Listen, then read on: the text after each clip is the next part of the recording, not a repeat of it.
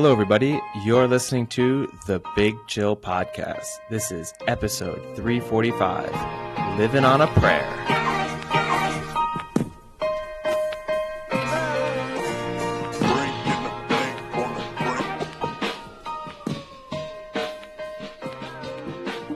Hello, Big Chillians. Welcome back to the Big Chill Podcast. I'm Frank, joined as always with Sam and Eddie. How goes it, boys? Yeah, not bad. Not bad.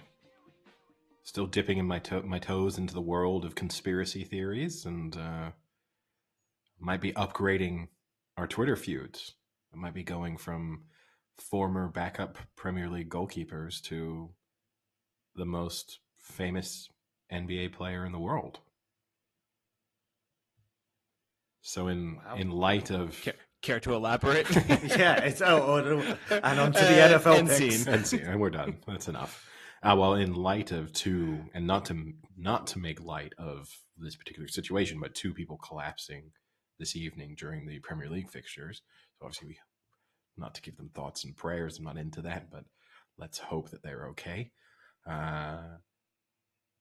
The conspiracy theory world is taking off on... This never used to happen, right? People never used to collapse. And all of a sudden, everyone's getting this vaccine that we pushed through really quickly, and people are collapsing at football grounds now. And it looks as if we can throw LeBron James into that group, because he tweeted out an emoji, like the thinking emoji, you know, the hand on chin emoji, followed by something is real, fish on a hook, fish going on, which I assume he meant to write something real fishy is going on. But yeah, now there is a possibility that he tweeted that and it has nothing to do with these people collapsing. But if you look at the thread, everyone is assuming that he is putting himself slightly into the vaccine skeptic camp.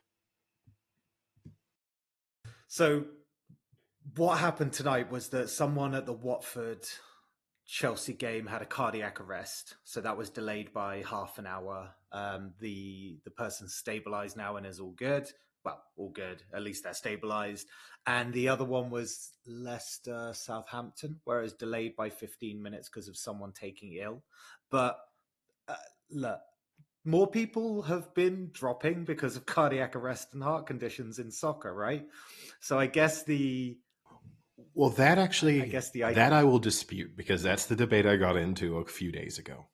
I think, obviously, we had Christian Eriksen as the most high-profile version of this, but it's something that we've seen. I mean, obviously, you've had Fabrice Muamba ages ago, and basically, if you look through certainly the number of professional football players around the world who have serious cardiac incidents, either whilst playing, whilst training, or just after either of those things.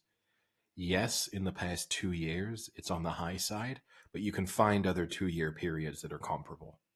So you would imagine that if you just group this information, it fluctuates pretty considerably from year to year, where some years it's 15 and some years it's 2. But if you do break it into 5-year periods, it's pretty consistent.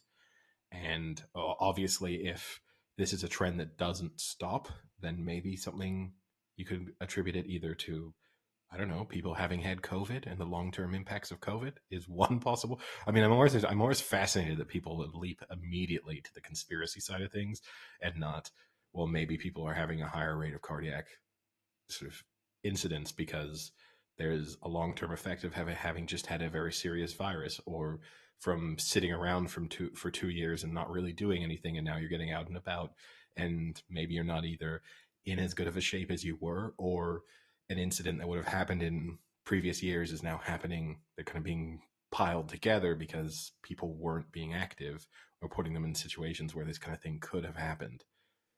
But yeah, I guess.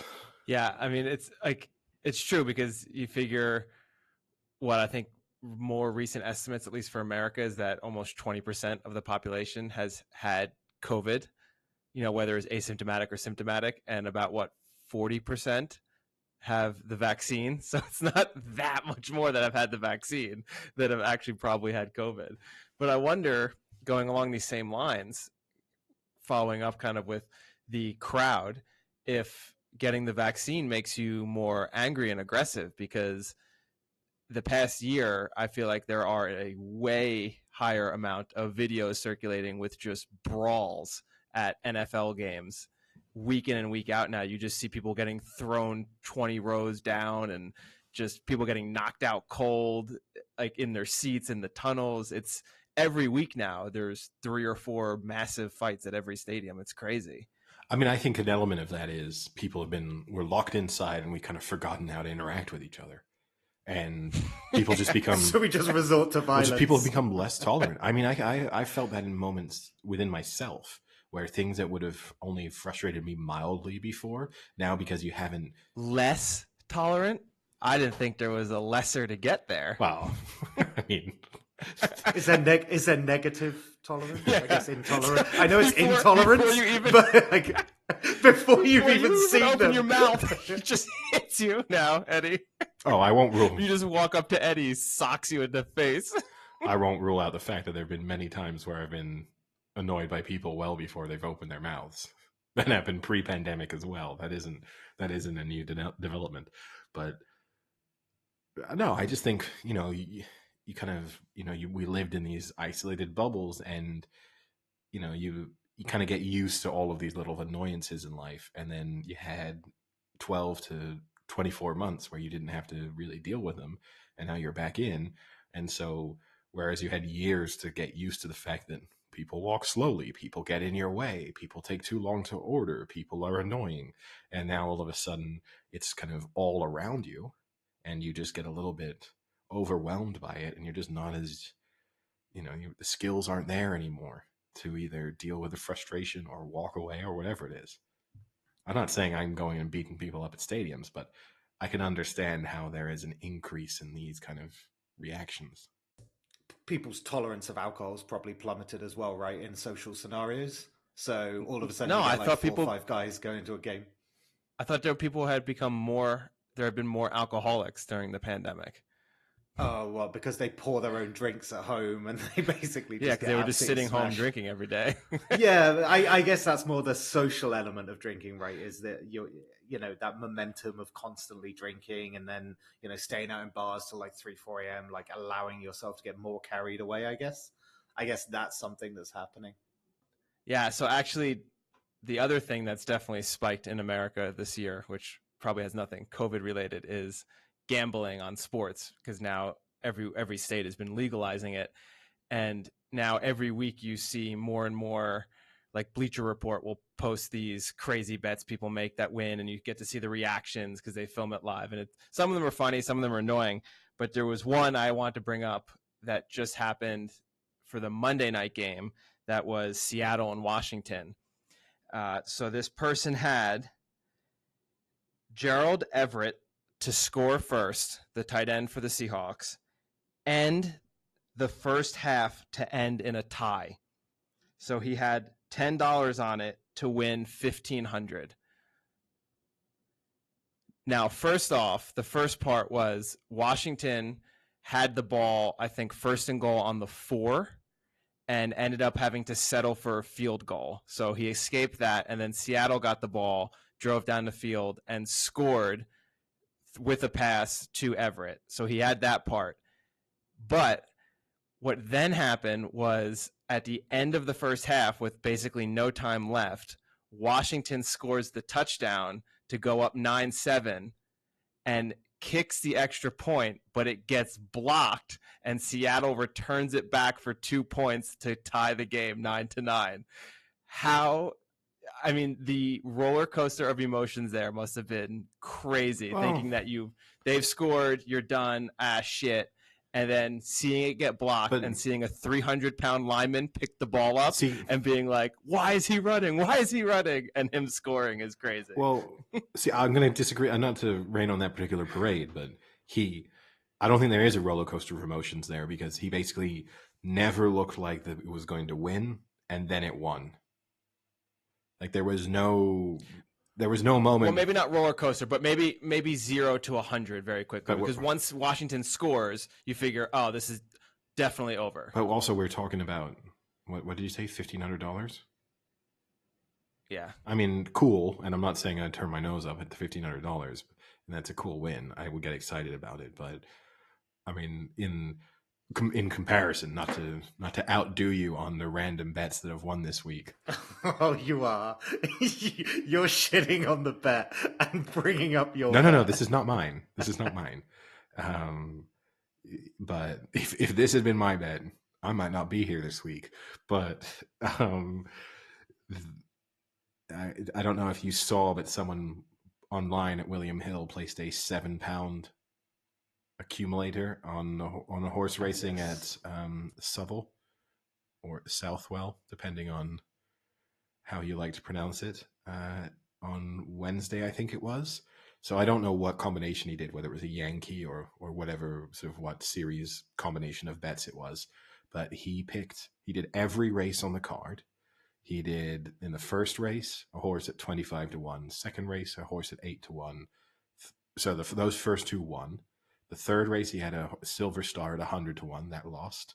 Then Stun Sail at 25 to 1. That lost. Then he had Alchemistique at 150 to 1. That won. Then he had Radetzky March at 25 to 1, which lost. And then the final race of the day, he had Irish Sovereign at 66 to 1, which won. And that meant that his combination, his £7 done in various permutations, returned £281,000. So that's a roller coaster of emotion, Frank. Yeah. Wow, that's crazy. How do that many long odd horses? Well, it's jumps, I guess, a little bit, but still, it's crazy. It's unusual. And I mean, I watched one of those races, Alchemistique, which is the one that won at 150 to 1. It flew home from well off the pace. I mean, it was miles back going over in the final furlong and looked like it had no chance of winning, and then absolutely flew home. So yeah, his total winnings were £281,246 and 23p. And he has said that he plans to venture into racehorse ownership on the back of this win, but not before a well-deserved dream holiday. He said, "I've always said that if I were to win big, then I'd like to invest in a proper racehorse. So now's my chance. I'd like a nice jumps horse, maybe in training with Donald McCain. So he's got ambitions, this man, and as he's quite local, and the next dream would be to win the Grand National." Now, I mean, look, fair play. He's turned £7 into 280,000. So who am I to tell him that he shouldn't dream big? But now it's going to turn into a Grand National winning horse. And it's true in jumps, right? You've got a better chance of a big racehorse purchase in jumps can be a lot less. It doesn't have to be, but we are talking about a world where John Bon, which is the most expensive horse racing this year, I think was bought for around £480,000. So you are dealing with, but it's true that the average original purchase price of a horse that runs in the Grand National is probably in probably in 5 figures. So he could, if he decided to invest £50,000, have a chance. Yeah, and John Bon looks great, man. That horse is living on a prayer. Speaking of things, well, because I've got to transition. I don't know how dark you're. I was gonna say I don't know how you spin Wanted, Dead or Alive into that. So I went with Living on a Prayer. Well, I've got a little bit of a transition because speaking of living on a prayer, Wanted, Dead or Alive, I don't know, even probably dead on arrival at this point. I think it's time maybe we just take a quick moment of silence.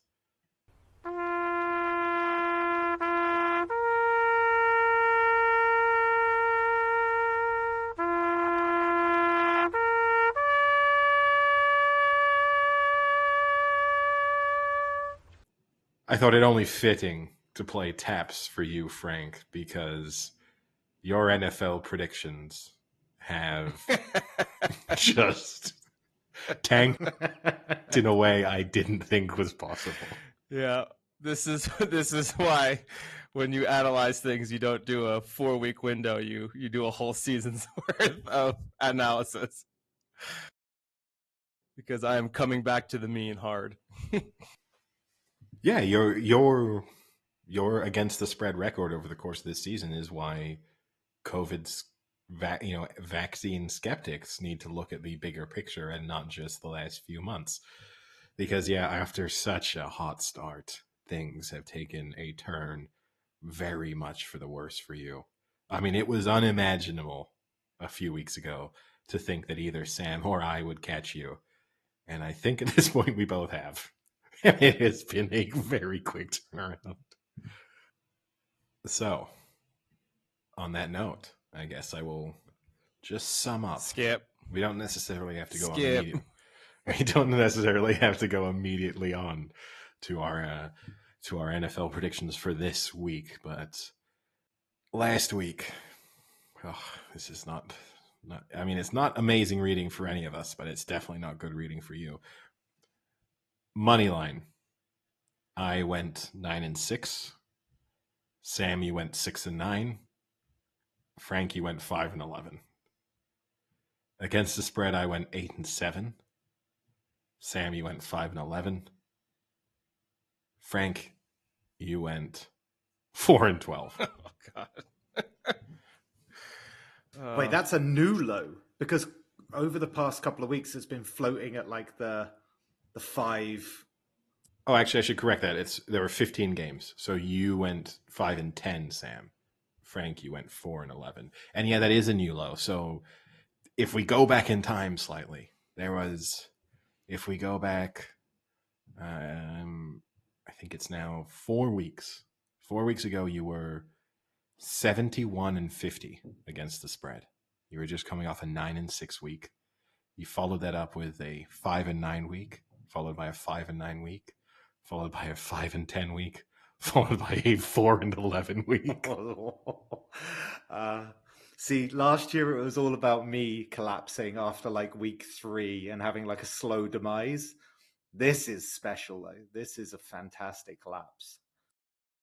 I will say I got saved by Washington. Final game there, right? Because otherwise, the other way round, I would have been the 4-11. Yeah, I mean, Frank, you got any thoughts for us, or you're just going to sit pensively? I choose not to speak.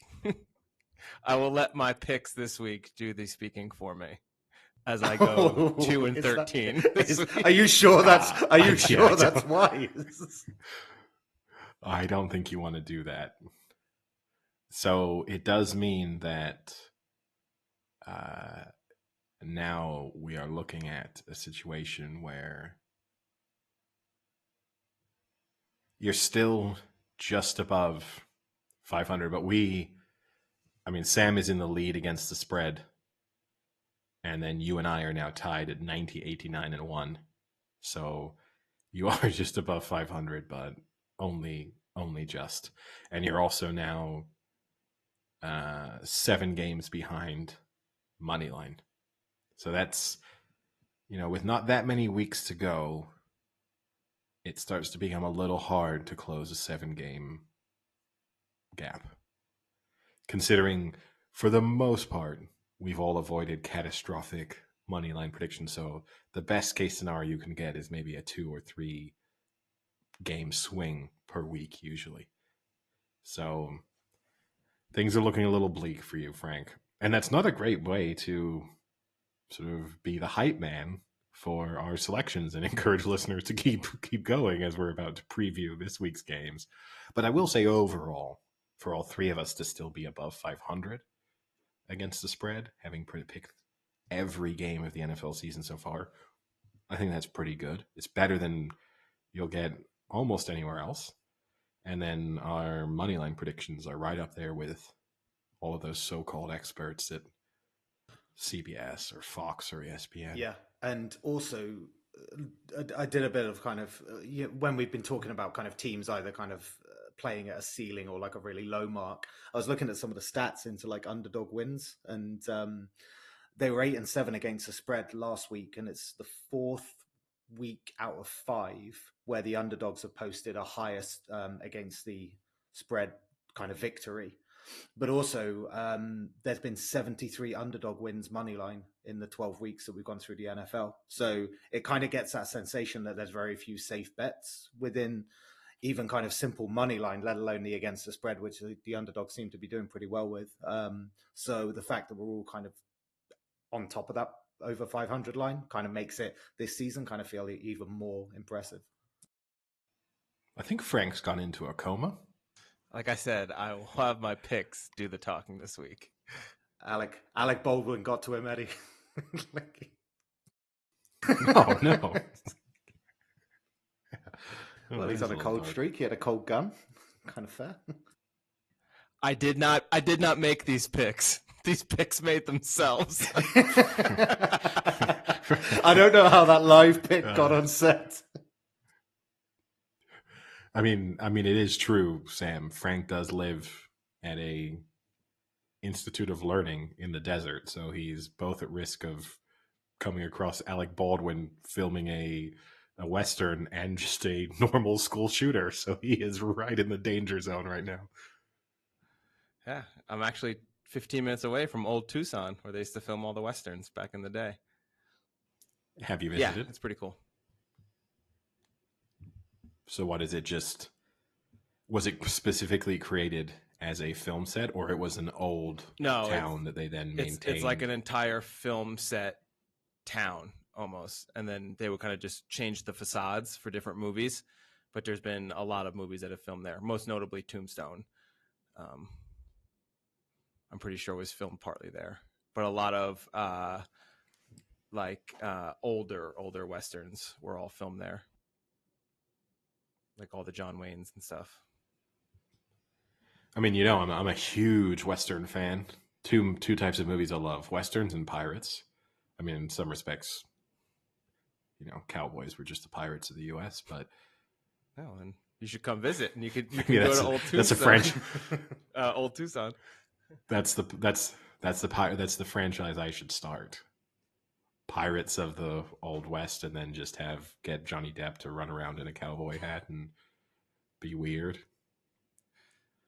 Take a shit on his girlfriend's bed or something, and we've got. Wait, is it? We've got Johnny Depp or OBJ? No, that was reverse. So, what's her name? What's his ex-wife's name? Who they're constantly suing Sienna each Miller? other. No, the young one. Amber Heard. Amber Heard.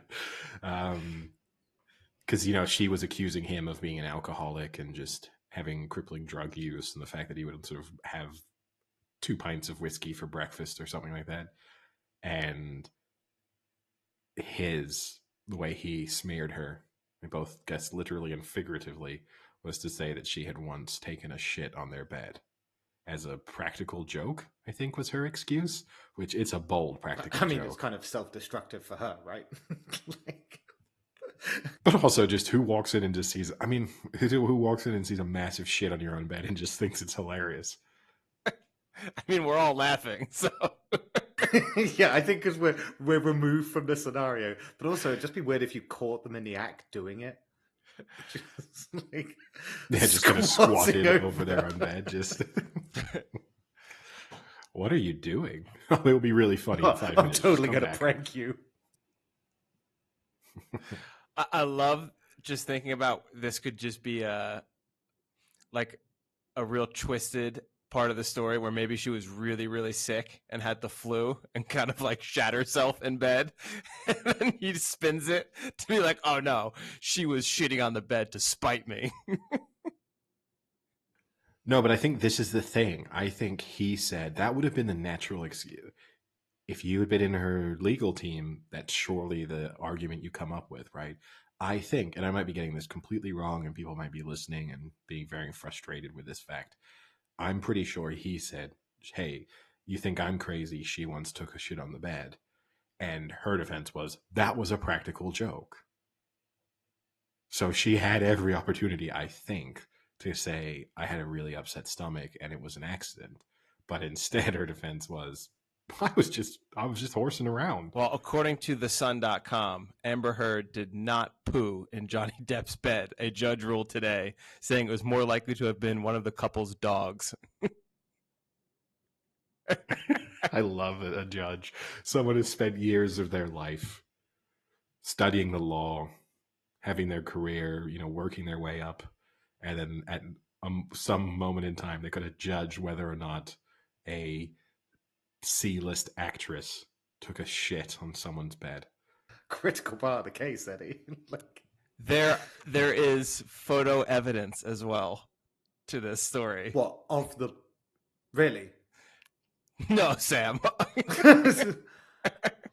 Photo evidence of him. Boom! Eating You just cereal. got punked, Sam. Yes, of course. What do you think? Wait, so they took photos of it, then cleaned it up? According to the photo, the person who posted it said they have 2 Yorkie dogs, and there's no way that this could have been produced by a Yorkie dog. What did she eat? Oh no, I mean that's not obviously a human poop and dog poop. They do not look the same. I don't think this is my specialist subject, but I think if you invited me onto a game show, I would never get it wrong if that's human or dog. Your mastermind. Just you sitting in the chair and your specialist subject, shit dog or comparison. BC shit analysis. I love thinking about I just think the fact that you can, in your head, conceive that could possibly be on a game show. Just shows how imaginative you are, Eddie. Don't ever change. Thank you. I take that as a massive compliment. I don't know if it was meant as a dig into my weirdness, but I'll take it as a massive compliment. All right, let's get back on the course here. Week 13 of the NFL. Things are getting... We're nearing the end, I was going to say, things are getting tight now, especially for the wild card races where you have... I mean, even the Giants at 4-7 have a legitimate chance to still make the wild card. It's crazy to think that. Do they have a legitimate chance? Yeah, they're only 2 games back. Yeah, but 2 games back with, 5 games to play? I'm sorry, they're only 1 game back. Washington right now is 5-6 in the 7th spot. We can officially now call that a purple patch as well. I mean, that's crazy, right? That's not that. I understand. Yes, they're not a good team, and it's not likely they're going to make it. But still, to only be 1 game back, and still have to play Washington. Yeah. So you missed Sam getting his point in there. By the way, Frank. Stupid purple patch.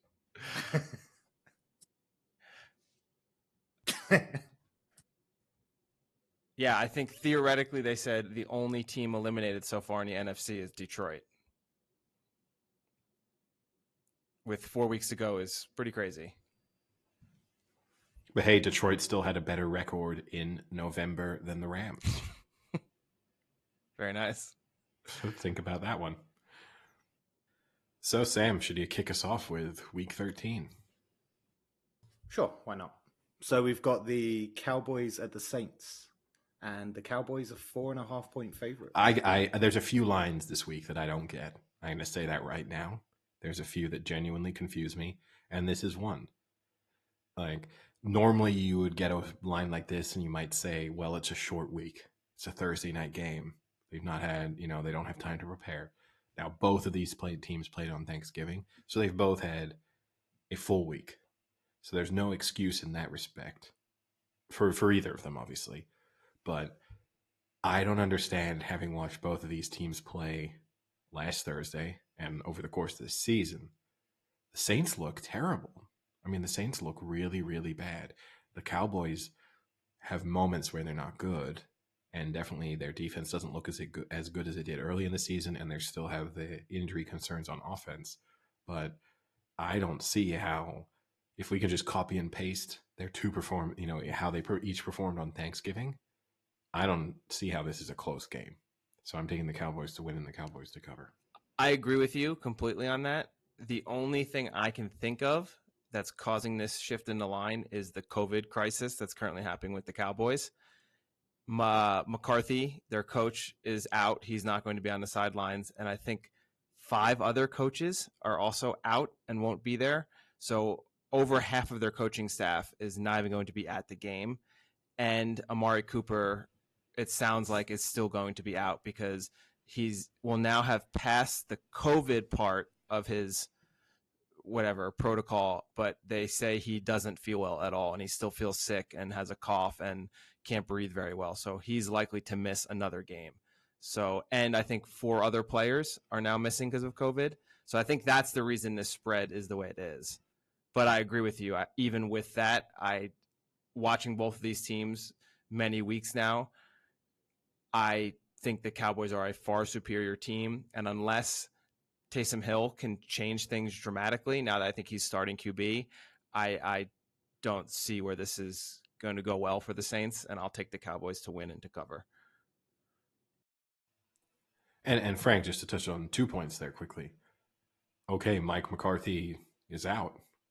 I think that should mean that the Cowboys should be like 2 extra points favorites.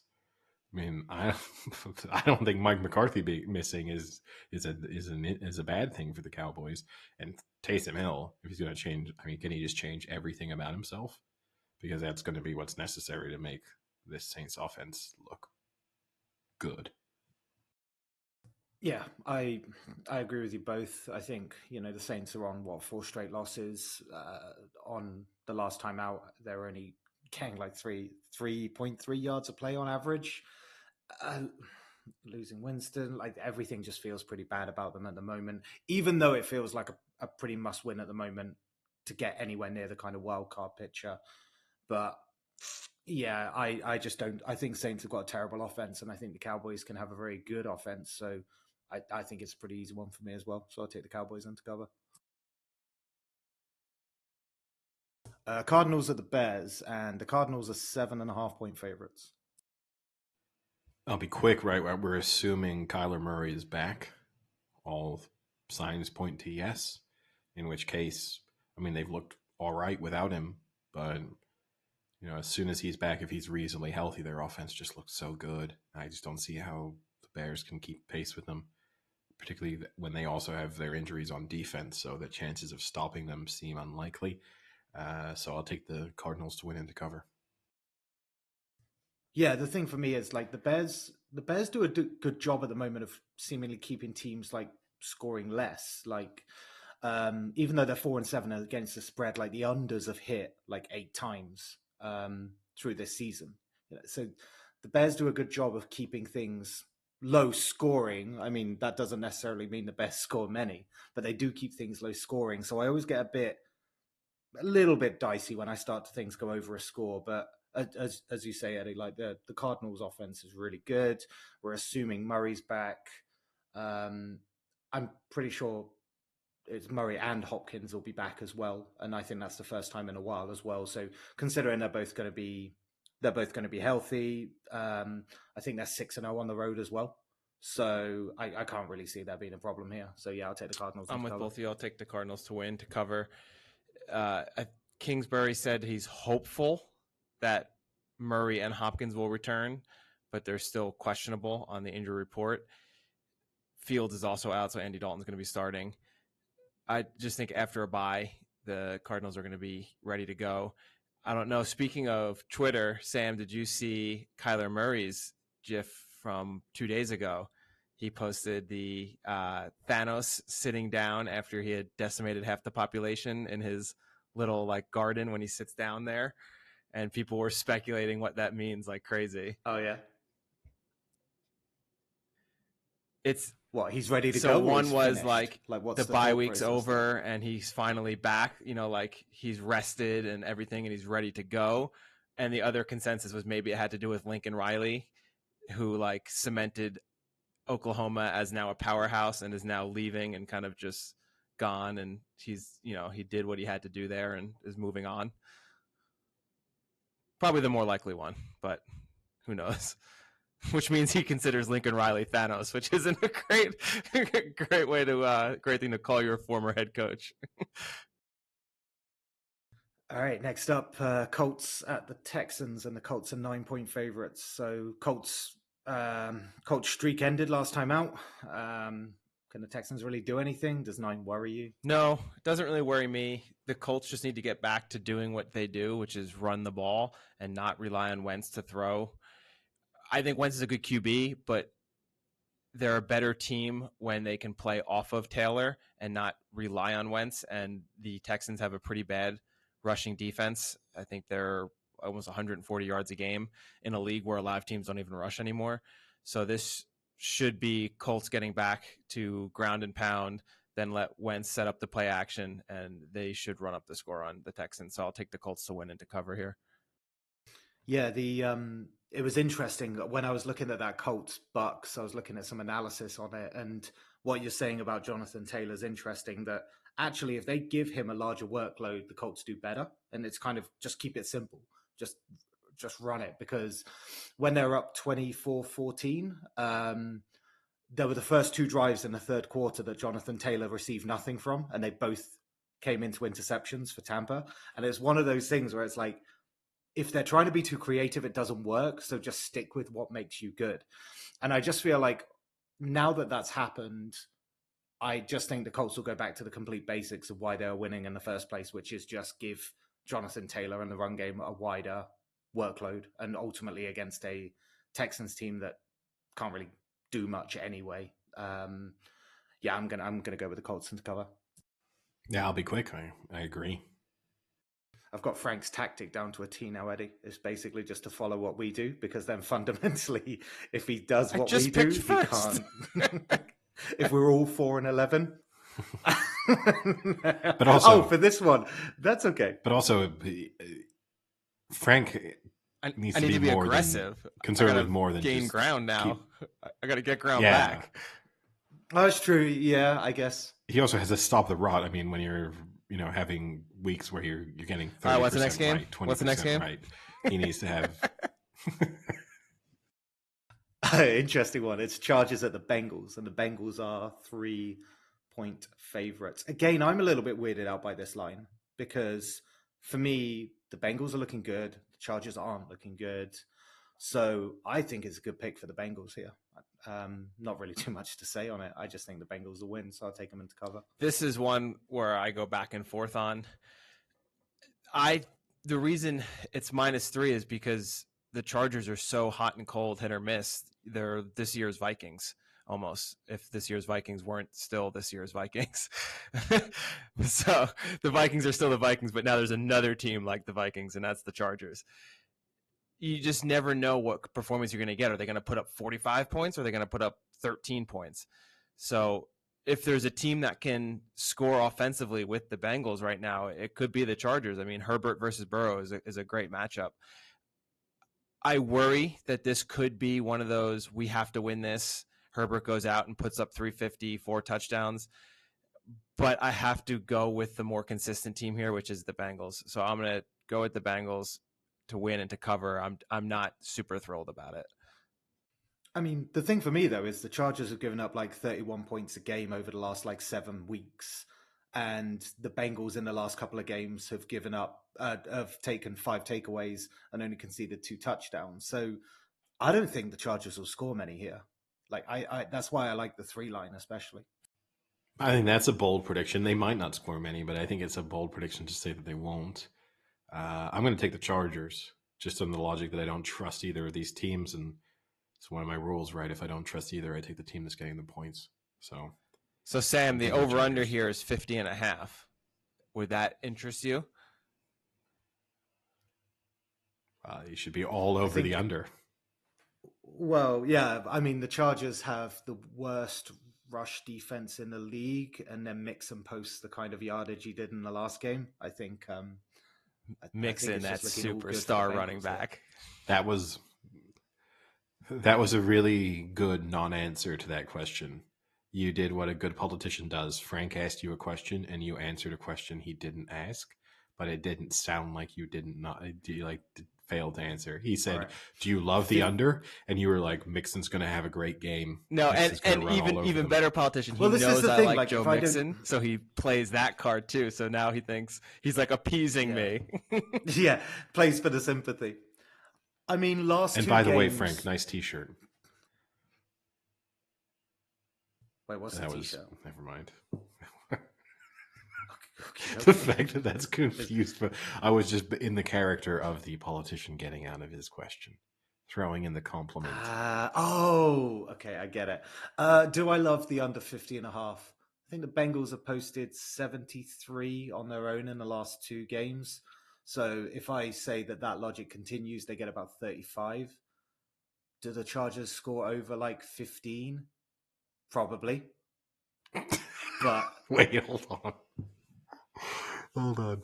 A second ago, they weren't going to score. yeah, I said they don't score many. Like 15 isn't many. Well, over 15. I think if he scores 16, then you can't claim you kind of 17, Would you say I think, is 16 a is cutoff. a lot? 2 touchdowns and a No. field goal. If you score under 17, you've done poorly offensively. Wait, this is all 1 point. Three- These are 1 point lines. And 3 7 years scores. ago. Yeah, I think that's fair. But I definitely think that this way, if you give up 17 points, you can't walk away from it being like our defense totally stopped them.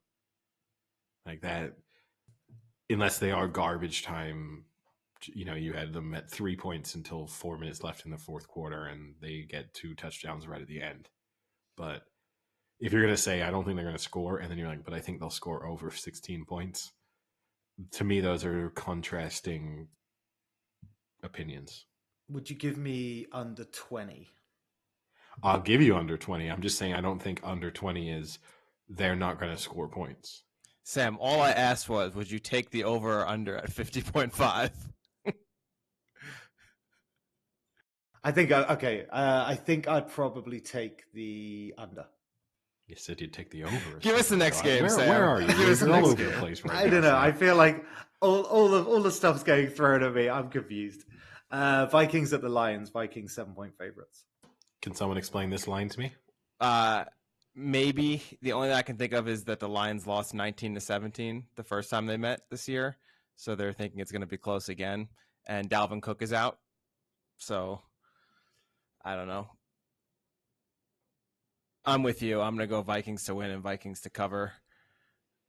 I don't get this line. So I mean, Lions have lost 4 games. Lions have lost 4 games. 3 sure, points or but less. they're a bad team. I think I can't imagine the Lions winning this game. So a spread that's basically within a score doesn't make sense to me.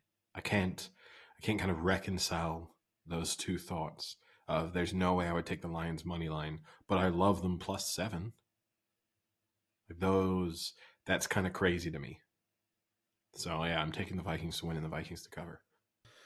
Yeah, I think I agree with you. I think it's just that worry that when you look at those stats where like the Lions have, kind of had 4 games where it's 3 points or less loss. I think the last 5 weeks they've covered the spread 4 times as well. Now, granted, a couple of those spreads have been like 13, 15 or something like that. Maybe there's a little bit of that, and I was stung by the Vikings last time out, but I agree with you. I don't think I can, in all reality, take a team that's like 0-10-1 against what can be a really good team. So for me, the 7's a pretty nice spread actually. So yeah. Next up, Giants at the Dolphins, and the Dolphins are 4-point favorites. I'm a Giants believer now. Mr. Duca, if you're listening, I sent a message to Frank last week questioning whether or not you're a real fan. Just turning heel on your own team so quickly, and I'm gonna take the Giants in this. Again, I kind of don't think either of these teams are particularly good, and I don't believe that the Dolphins have totally turned this corner and are suddenly the team that they look like at certain moments last year. So I'm don't think either of them are great. I'll take the points, and I'll take the Giants to win. Yeah. Listen, Mr. Duca was not happy with the Giants' performance last week. 4 turnovers and only 13 points.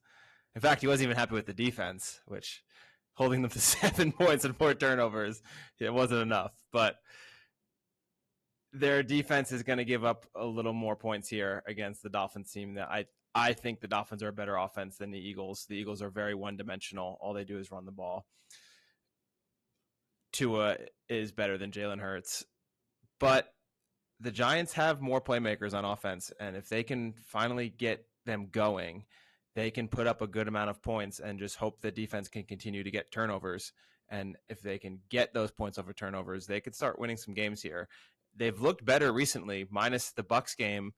You know, they've won, 3 out of their last 5 and have been competitive in the loss against the Chiefs. So I'll take the Giants here to win.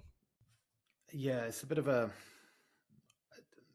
tricky one, this, because I think the Dolphins, in their kind of like mini resurgence, however you want to call it, have done pretty well. You know, last time out against the Panthers, they held them to below 200 yards. I think in this kind of streak at the moment, I saw the stat that the Dolphins defense has got like 10 takeaways.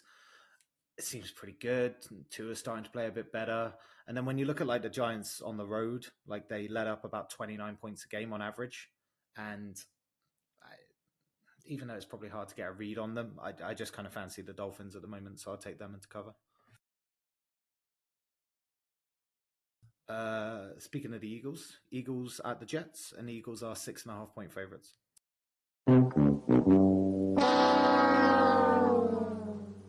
This is the game I don't want to see a second of.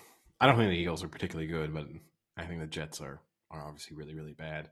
So I'll take the Eagles to win and to cover, but I definitely don't want to see any of this game, and I don't really trust them, but they'll be my pick. Same. I just find it impossible to pick the Jets, so I'm not going to. So yeah, Eagles and cover. Yep. Jets have another team with a very bad rush defense. Their defense in general just sucks, but their rush defense isn't good at all, and the Eagles will get back to doing what they do best, which is just run the ball down the throat. I'll take Eagles to win and to cover. Bucks are the Falcons, and the Bucks are 11-point favorites.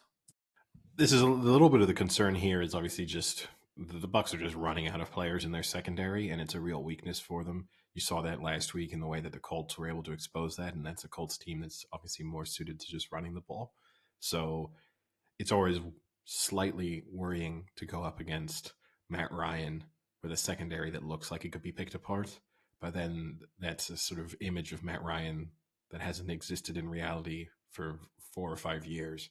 So whilst I am sure that the Falcons will score points here, I will take the Bucks to win and to cover.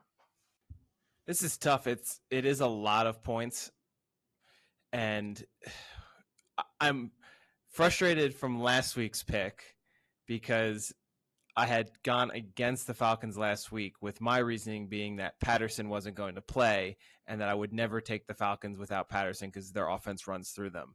He did play and they did win, and he, I think, contributed to 2 out of the 3 touchdowns they had. So that was a frustrating saying that and then still getting it wrong because I didn't think he was going to play. He is going to play here, but even with Patterson, their offense is just nowhere near as good as the Bucs. And the Bucs are 4-1 against the spread when the line is double digits. So when they are supposed to blow teams out, they do. And the Bucs, I think, need to start getting on a roll here and flying into the playoffs. So they're going to keep up this high scoring, and I expect them to put up 35 plus here. So I'll go Bucs to win and to cover. Yeah, I think the Bucks will win, so I'm taking the Bucks money line. But the problem is what Eddie mentioned about the secondary is that when you look at the last couple of games, the Bucks are leaking points, even if they are 38-31. I think the last couple of games they've I think like 3 of the last 4 maybe they've conceded 30 plus. And that's not really to say that the Falcons did an incredible amount against the Jags last time out, right? They beat them fine, but they didn't really do much. Like Matt Ryan was still held below 200 yards passing. Jacksonville still actually like had more kind of offensive yardage, I think, as well.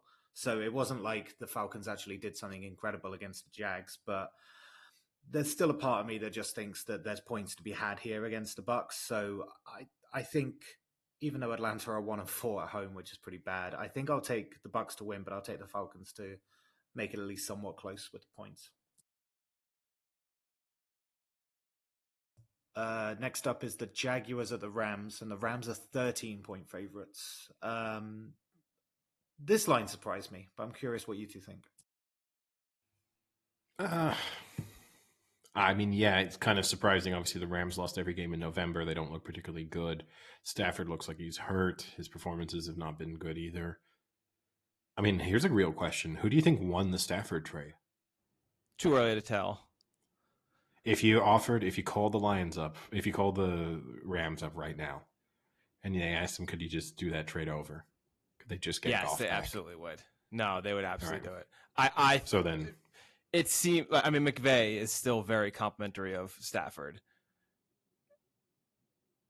It's tough. I mean, you're just going to have to wait and see. You're saying the playoffs. Wait, you're saying they would do the trade again?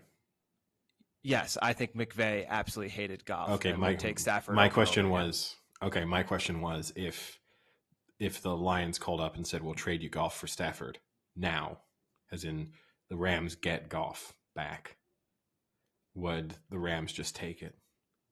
No. I don't think so. I think it was working, kind of before this month. For what, like or 3 before games? November, it was working. Well, it's like, I don't know. They were, arguably they were Super Bowl favorites at one point before they went into November, Yeah, right? but I mean, they're still 7-4. They've won 7 games. Yeah, sure, but yeah. I mean, I think they'll sort of fix some of the issues over time. And the Jags are bad. I mean, the Jags just aren't a good team. So I'll take the Rams to win and to cover, but it wouldn't. I'd be very surprised if the Rams lost.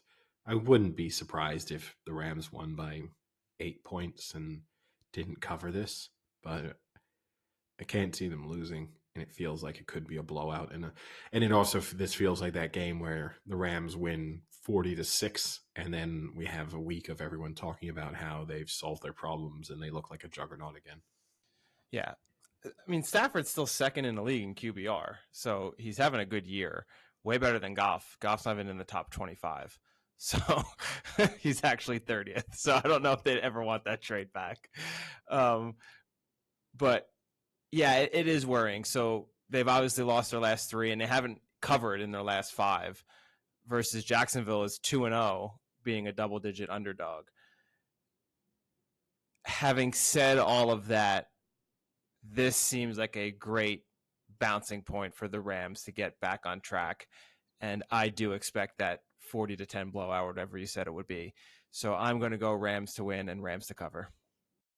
Yeah, I think it has to be a kind of big blowout win for them. I think they have to restart and get that momentum, because when you look at their running now, they've got, after the Jags, it's the Cardinals, the Seahawks, the Vikings, the Ravens, and the 49ers. So yeah, it's kind of in their own destiny, at least kind of like for the wild card aspect of it. But they've got 3 divisional games. Okay, the Seahawks one is a bit easier, but 3 divisional games coming up. And they need that win. And this has to be the one where they do it. It's the easiest game they've got.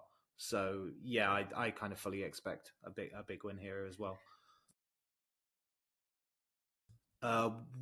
Interesting game. Washington at the Raiders, and the Raiders are 2.5-point favorites. So 2 teams kind of on the uptick at the moment. Any leanings? No, I am not sold on Washington. They squeaked by just a Seattle team that is in complete disarray. They looked awful on Monday night. The Raiders have much more talent. Maybe they don't have the coaching right now. Who knows? Maybe they have better coaching than they had to start the year. But just overall, the Raiders are a better team on both sides of the ball. So I will take the Raiders to win here and to cover. Yeah, I'll totally agree with you. I don't really see a lot to like about this Washington team, and you can be fooled. I think they've had a couple of good performances, but I mean that they looked atrocious on Monday. It's just that the Seahawks were. I mean, when you look at the fact that they, between them, had, what was it, 8 consecutive punts, I think, 7 consecutive punts. I mean, it's just the incompetence of the Seahawks that kind of kept Washington in that one. So I don't think the Raiders are good, and I don't think this is a recovery for them either, but they have talent. They're a legitimately talented team. I think they'll win this one and cover. I got a feeling.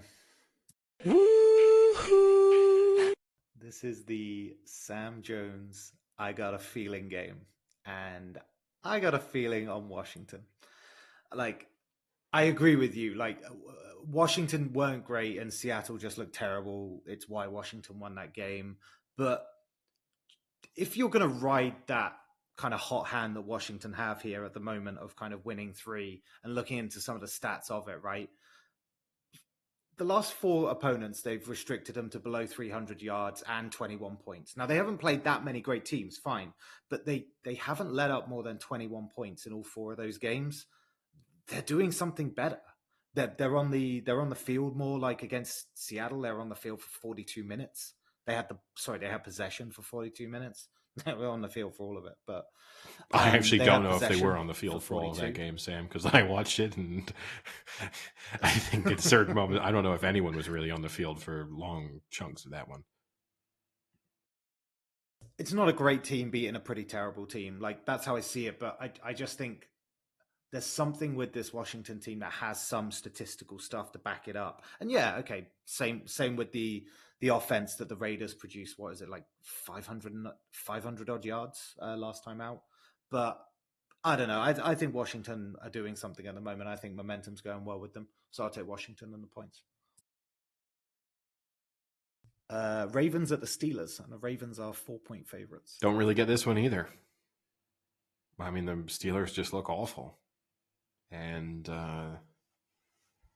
yeah, I'll take the Ravens to win and the Ravens to cover.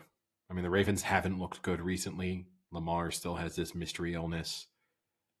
Yes, in some respects, I'm going to like not be quick here. Yes, in some respects, it would be very Steelers of the Steelers to win this one, and for Tomlin to win this one, and kind of put themselves right back into the playoff picture and put him back into having the possibility of a better than 500 record. But I just can't see it.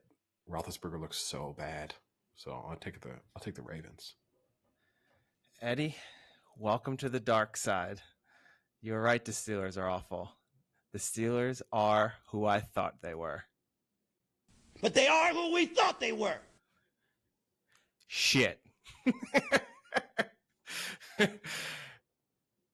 The only reason I think this spread is 3 was just how poor Lamar Jackson played, and he will not follow that up with another poor performance. So I expect the same beatdown on the Steelers as they got last week by the Bengals, and they'll be last in their division, just like I said to start the year, because they're shit. That means Ravens to win and to cover. Got it. Yeah, when I saw the stat, I thought the line was weird when you just kind of look at it at face value. And then when you look at the stats behind the Steelers, like last month, in all their games, they gave over 180 yards rushing. And what do the Ravens do? They rush well. So even an indifferent Ravens team will post big yards rushing against the Steelers defense at the moment. So yeah, I'm taking the Ravens into cover.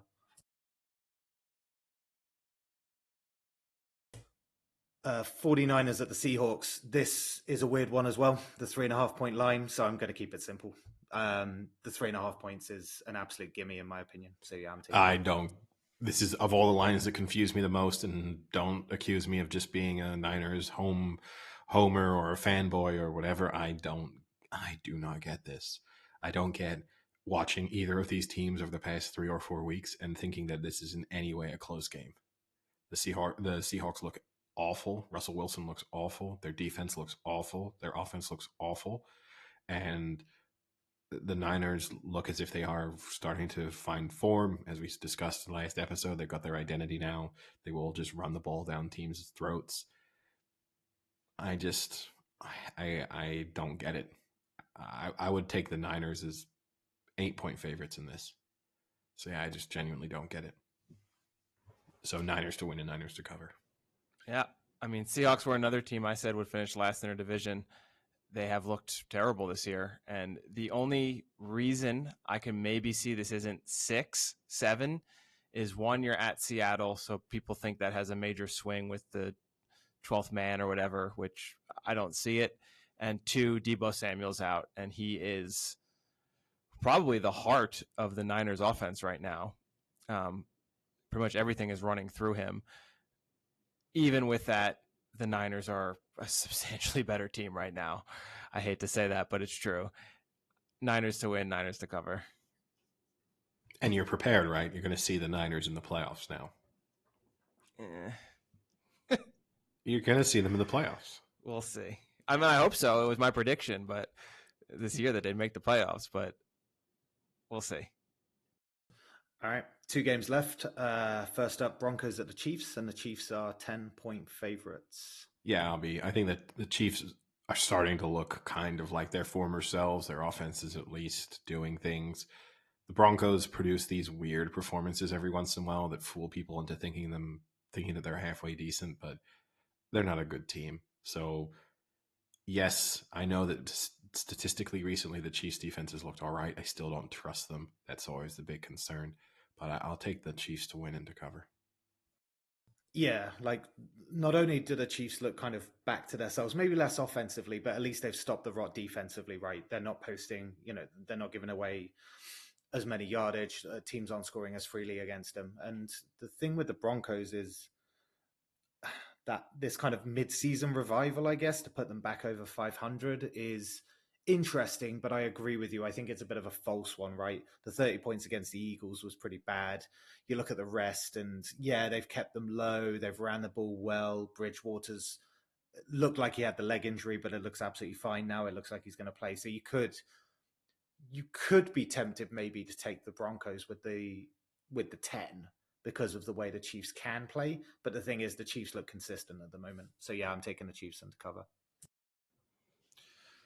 I'm going to deviate slightly here. I will take the Chiefs to win, but I will take the Broncos to cover, just because to me, the Chiefs have looked good, but not great. They're still not the Chiefs of last year. They put up 19 against Dallas, 13 against Green Bay, 20 against the Giants. Those aren't huge numbers, and got demolished by the Titans the week before that. So besides that 41 points against Vegas, their last 5 games, they're averaging under 20 points.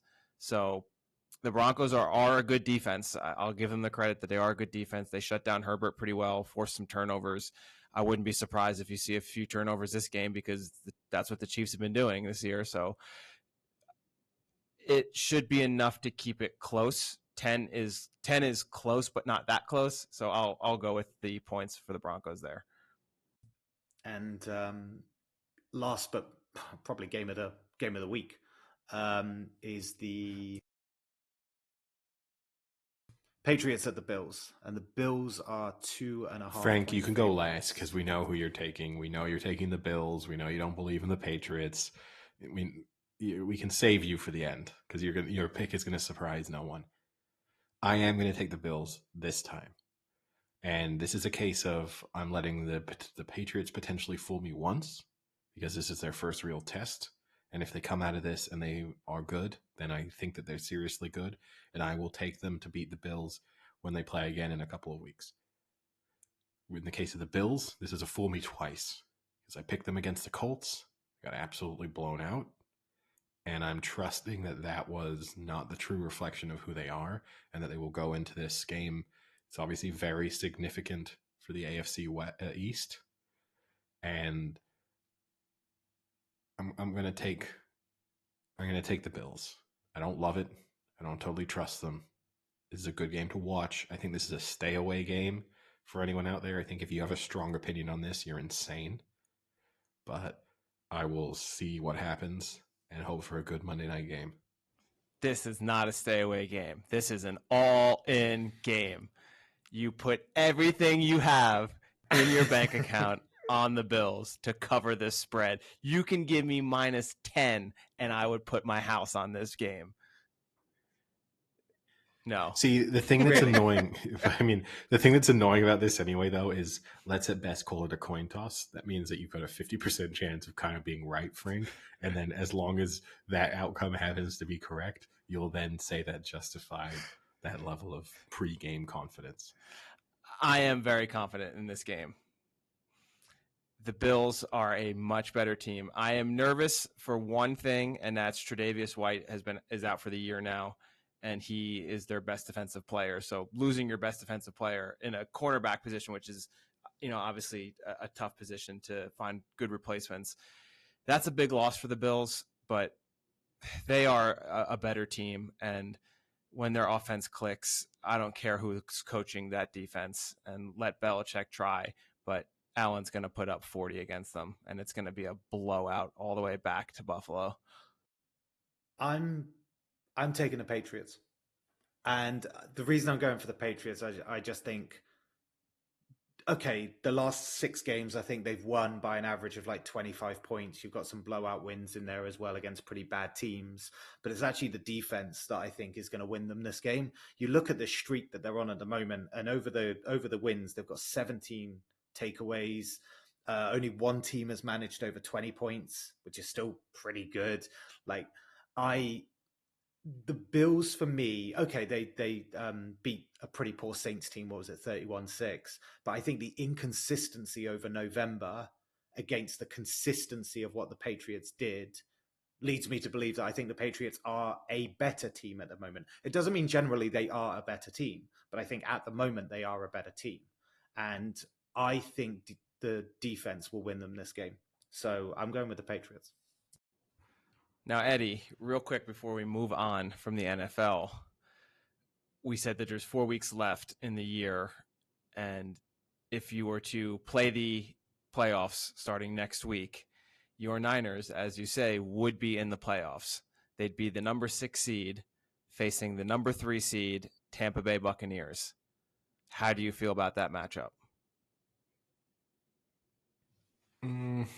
It's obviously not a great one because you got to worry about this Bucs team in the playoffs because, as we saw last year, they can turn it on.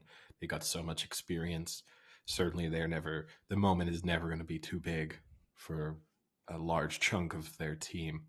Also, the Niners aren't necessarily built to expose their current weakness, which is that secondary. So, not an ideal matchup. But I like the way you said that. But I'd give the Niners obviously things could change between now and the end of the season. If you told me the Niners were playing the Bucs next week, I would feel like they had a pretty good chance of winning that game. So if the playoffs were starting next week and that's the matchup, I would obviously make the Bucs favorites, but I wouldn't go into it thinking, oh, there's kind of no way the Niners win this. Yeah. The NFC actually, so you have the Packers versus Washington. That's pretty boring. That would be a boring one. And then you have Dallas versus the Rams, which would be a really interesting matchup if both teams were decently healthy and the players who should be playing would be playing. That would be an interesting matchup to watch. The AFC yields some interesting ones. It would be the Patriots at the 2 seed versus the Chargers. And that is an interesting one because that is a game that the Chargers could somehow, pull that magic and upset the Patriots. Or the Patriots just absolutely dominate Herbert with, shutting down the best player in the team, kind of Belichick move. Yeah, I would make the Patriots favorites at the moment for that one. Yeah. But yeah, so much is going to change, right? I mean, when I say the Niners are going to make the playoffs, it's because their schedule the rest of the way is pretty. I'm assuming they beat the Seahawks this week. I think they've got an all right chance against the Bengals the following week. I think they beat the Falcons the next week. I think they beat the Titans the next week. I think they beat the Texans the next week. And then who knows what the situation will be with the Rams final week of the season. So if I'm predicting them to win 4 more games, I'm not only saying they're making the playoffs, I think they're probably not even their seed. They're going to be higher ranked than, they might be the 5 seed. I think they're a home game. No, they can't be. Yeah. They can't be. Well, they could because they could. They could win their division they're still. Not, get out of here. Now they're going to beat the Cardinals? Why can't they win the division? Who knows? Let's see Kyler Murray come back. Let's see Kyler Murray come back. He doesn't need to. They've only lost 1 game without him. Well, they had a bye. That's a little bit misleading, but I mean, they're 3 games back of the Cards. yeah, but the Cardinals have more losable games in that run. You know, like if Murray doesn't come back, this is the big question. Like if Murray doesn't come back, or if he's not super healthy, they still play the Rams, which will put it in the same situation the Niners, but they still play the Colts and the Cowboys. If Kyler Murray isn't 100%, I think they could lose both of those. And then, you know, if Murray, for example, doesn't play this weekend, I think they could lose to the Bears. I'm not saying it's, you know, it's not absolutely certain that they wouldn't. But look, I agree with you. They probably are not going to win the division. I don't want to make it sound as if I think that they will, but there's a possibility the Niners run the slate. I don't think it's inconceivable that the Cardinals could lose 3 games. Now, I guess they need to lose 4 because they have the edge in the head-to-head. So, actually, I take it back. I don't think the Niners can win the division. Good way to work through that in real time. Hold on, let me just prepare it so I can edit all of that out. No, I don't think the Niners will win the division, but they're going to make the playoffs.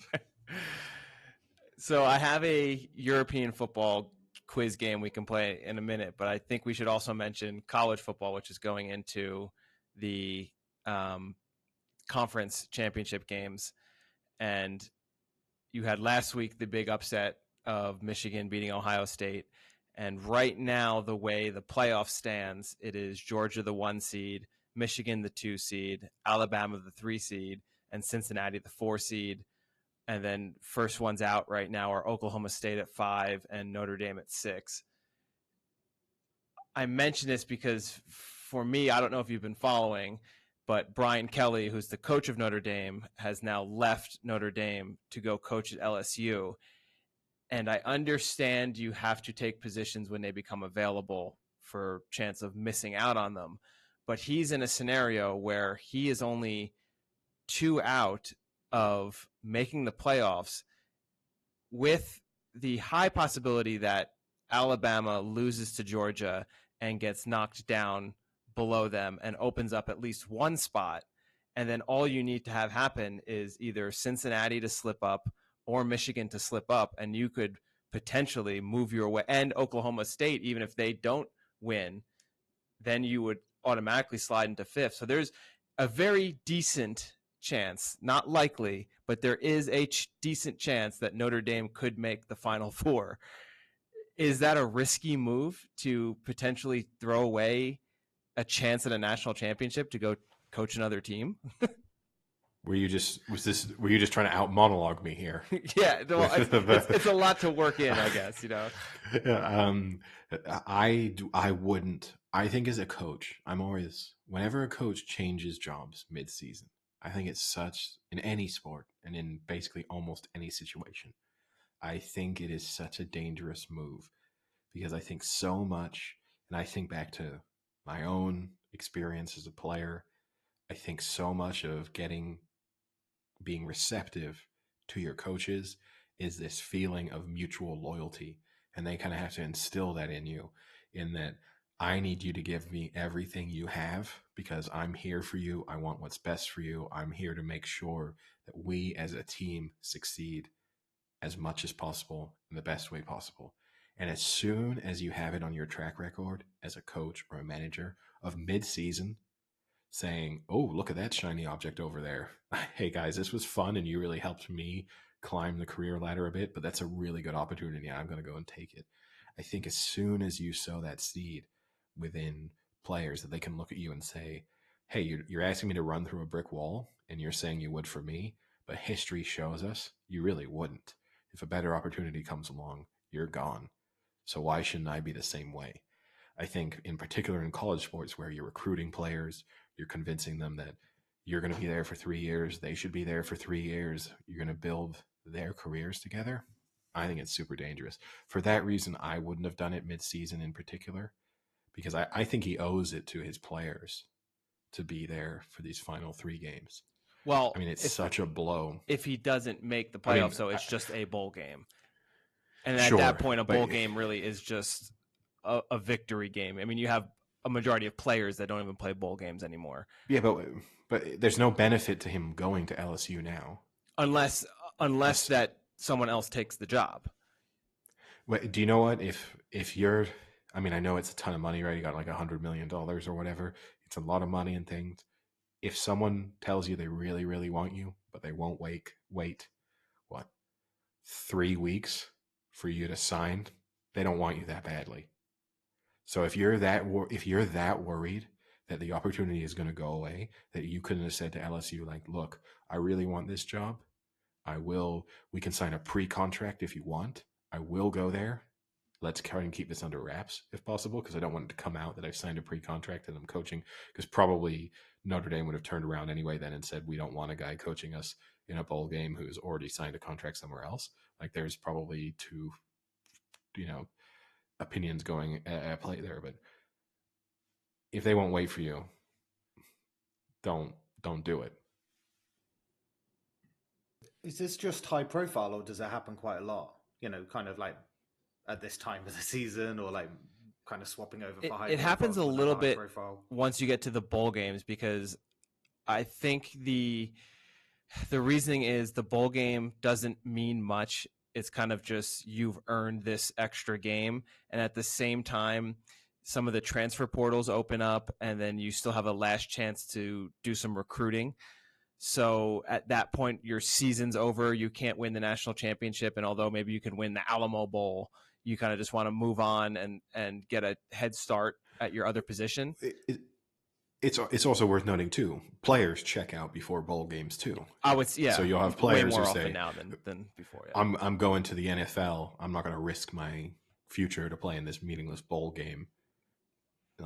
And so I get you there, Frank. Like, if he was like Lincoln Riley. Lost, so the other major one, sorry to cut you off, but Lincoln Riley, the coach of Oklahoma, he then has now taken the job at USC. But Oklahoma is good and done in the water for making a national championship. They're out.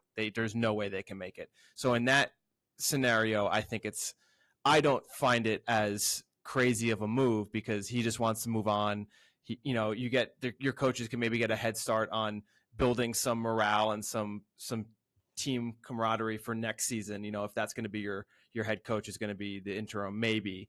But just the Brian Kelly aspect of it, when you're still that close to being in a national championship potentially, I don't see it.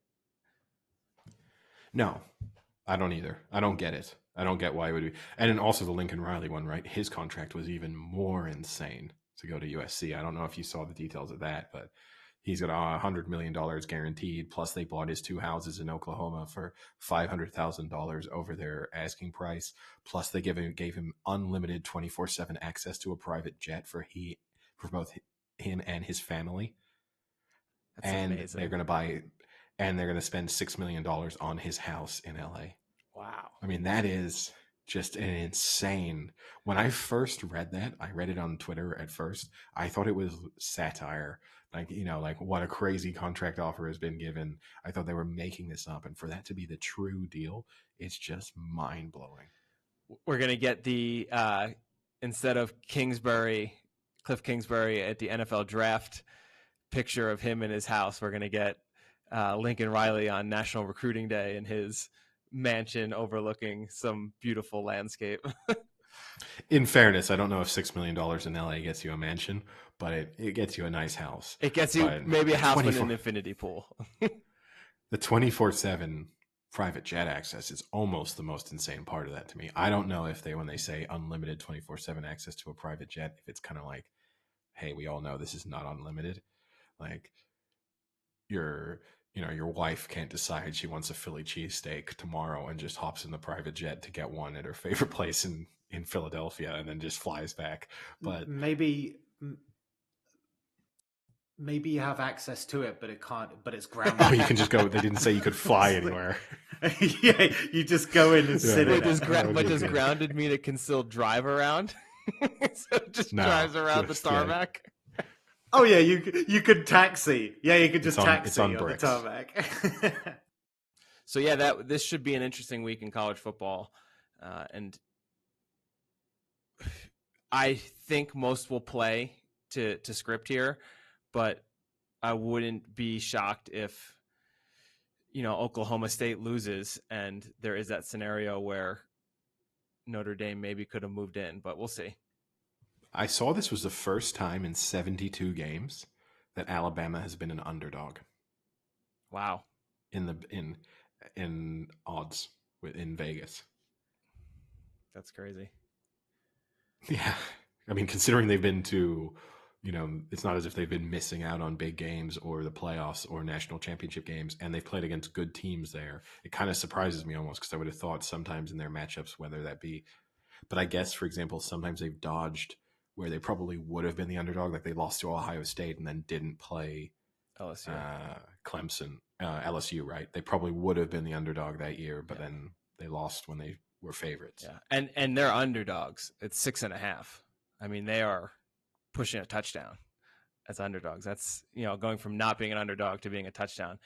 The craziest stat to me still, though, is Georgia is allowing under a touchdown a game this season. 6.9 points a game in college football is freaking insane. That's mind-blowing to me in college football. All right, Frank, quiz us. All right.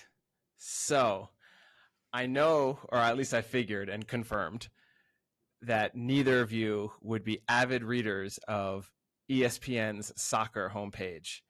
And every year now, for the past 6 years, ESPN has done its annual ranking of the best men's players in the world of soccer. I'm sorry, boys, but they call it soccer on the ESPN page.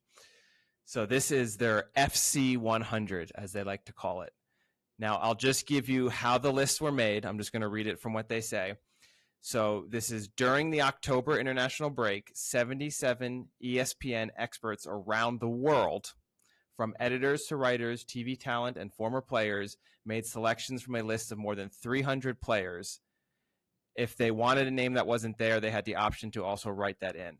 Now, this is simply not a best players in the world mega list. The aim is to isolate specific areas of the pitch so comparisons can be made between those with similar roles. So each voter submitted 10 individual ballots from which they crunched the numbers ahead of a final review by select writers and editors. That's a long-winded way of saying let's pick the world's best by 11. By position. Yes. But it's not by position. Yeah, okay. All right. So we'll start with what I wanted to see was, can you maybe pick the top 3 in each category? Well, let's see if we can pick like the top 1. Okay, let's see if you can guess what they think is the one. Okay. Yeah, the top 3, that's 33 names. That might take us a while, Okay. I think. But if you just rapid fire a little bit. But okay. Again, this is ESPN's FC 100 for 2021. So it is how just this year. It's what have you done for me lately? They make a point of saying that. Okay. Goalkeeper. I would say Donnarumma probably gets it. Damn it. Donnarumma is number 2. Oh. Maybe name is now escaping me. The Chelsea keeper. Mendy. No. Mendy is 7. Wow, that's... What about someone obvious like Neuer? Neuer's 3. Daniel Neuer. Because he's still had a good... Don't tell me it's De Gea. No, I'm pretty sure De Gea is not on this list. Oh, Alisson? No, Alisson I think was like 5. Yep. Ederson was 4 or 6. 6. What about All Black? There we go. Black. Oh, that's such a like... He is number 1. What? He's 1? That's such a like, I'm trying to be interesting with my pick. If it, yeah. That's a like, trendy look how pick. much I know. I've picked All Black as the best goalkeeper in the world. For sure, I'm going Donnarumma. Well, not for sure, but I think the fact that you and I stray out... Yeah, I mean, maybe it's too much, placing too much emphasis on the Euros, but so he also had a good club season. Their one-liner for the scouting report, I mean, they have more, but the top one is, in contrast to the trend of sweeper-keeper, the Slovenian international is all about the bread and butter of goalkeeping, stopping goals. That reminds me, I once when I was 13, we went on a trip with our football team on a away trip, and we had two keepers on the trip, and actually we had three. One got suspended, and one got injured pre-match, and then one got injured during the first half. And at halftime, I thought I was having my best match of the season, and at halftime, we had to sub the keeper off. And our head coach came over and said, like, Eddie, I'm really sorry, but we're going to put you in goal. We think you're the best option for us. And we were 2-1 down at the time. And I was like, I've not been a keeper since I was a really little kid. Like, I don't really know what I'm doing. And he was like, don't worry, it's easy. Go over and see the coach who handles the goalkeepers. He'll give you some useful advice. I walked over. He gave me gloves and stuff. And I was like, what tips have you got? And he was like, it's really pretty simple. All you got to do is stop the ball from going in the net. And that was it. Sent me on my way. Did you win? Only conceded Wise one. words. No, we lost, but we lost 3-2. I only conceded one in the second half. So but had you not conceded it, you would have drew. I mean, yes, technically yes, but had you not heeded the advice, though, you maybe had we not conceded 2 in the first half, we would have won. So spin it that way. All right, ready for the next position? Right back. Sure. This is such a tough one. Reece James. Reece James, good guess. Number 4. Trent Alexander-Arnold. Ooh, Trent Alexander-Arnold is number 2. Kyle Walker. What about Kyle Walker is number 5. Pavard? I did not see Pavard? Pavard on here. Oh, he's number 10. Still missing number 1. Plays for PSG. Yeah, I thought I'm.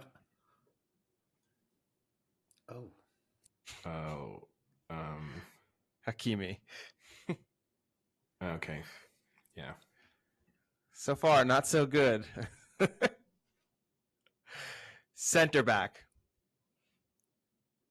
So we have 2, I guess, or are we just picking the number 1?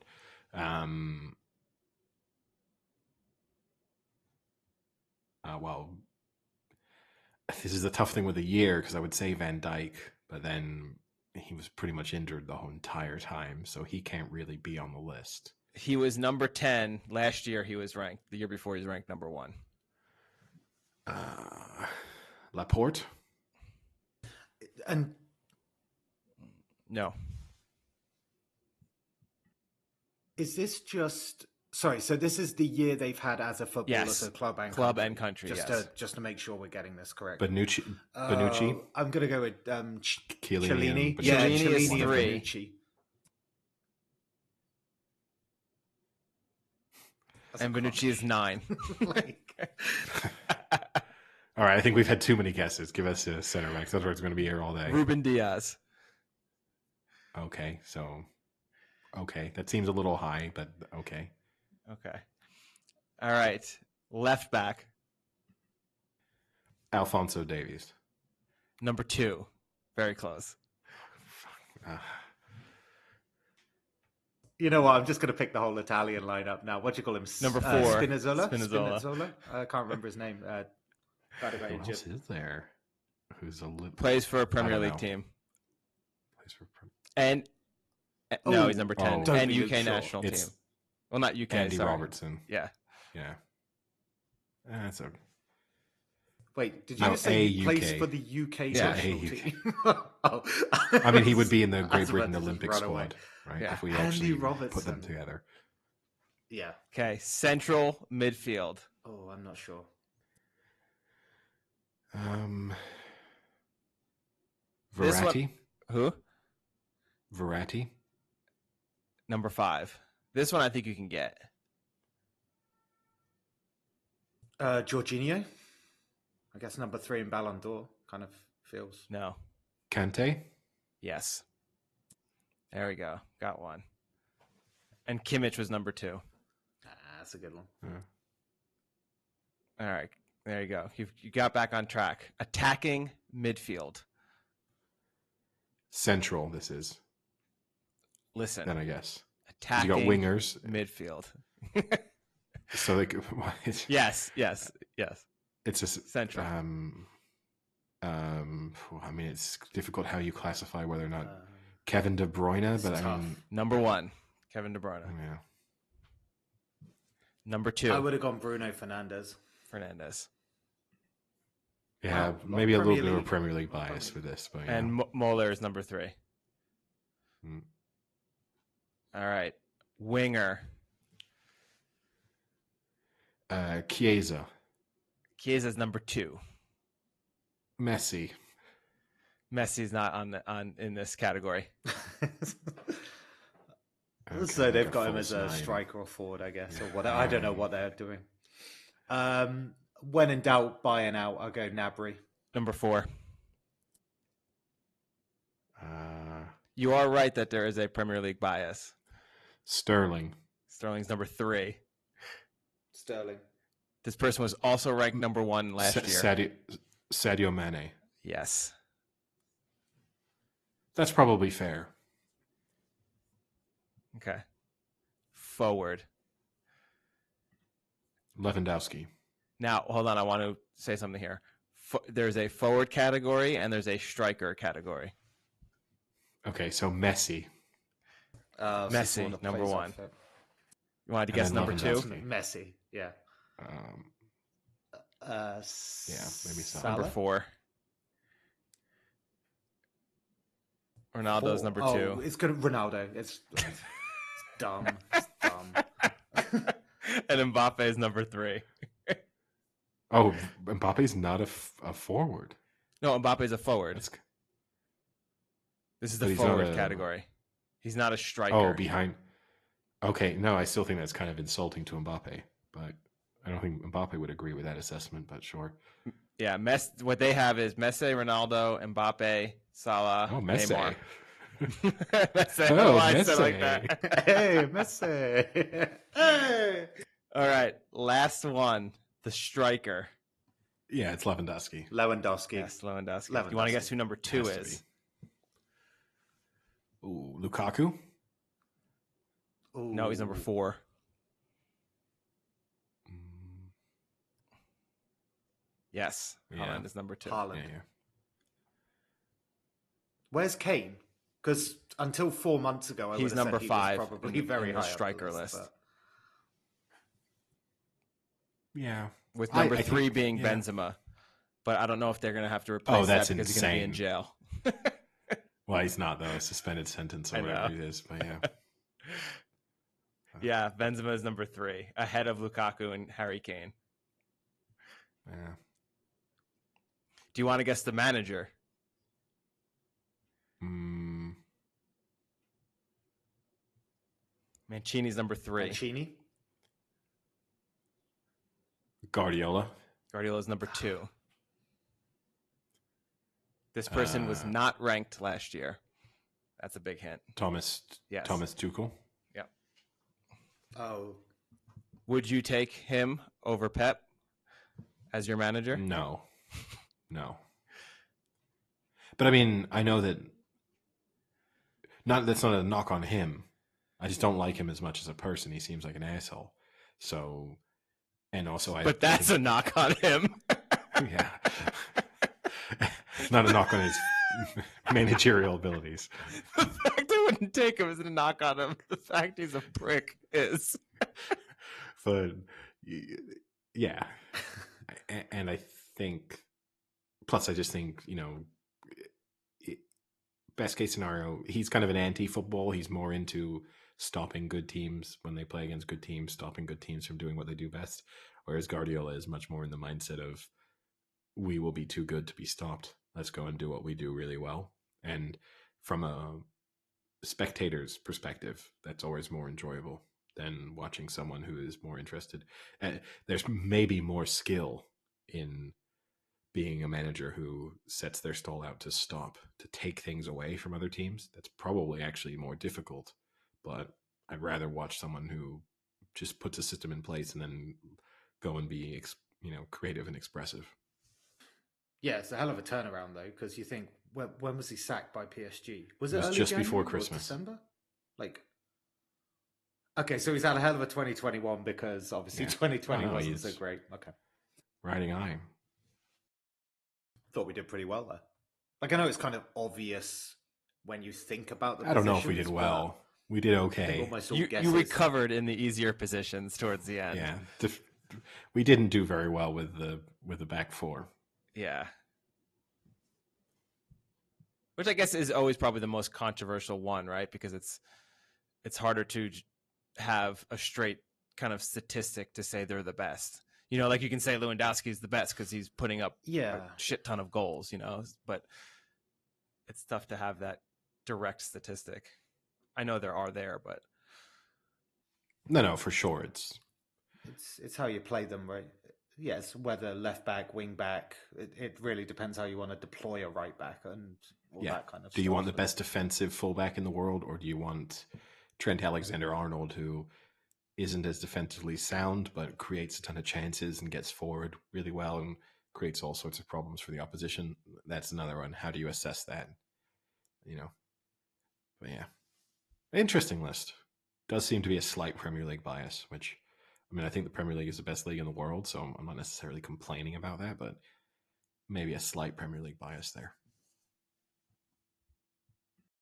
yeah, the Premier League had 41 representatives, and next was La Liga with 21. Yeah, probably a little bit of a slight on the Bundesliga there. All right, well, I think that about wraps it up. Talk to you boys later. See ya. Cheerio.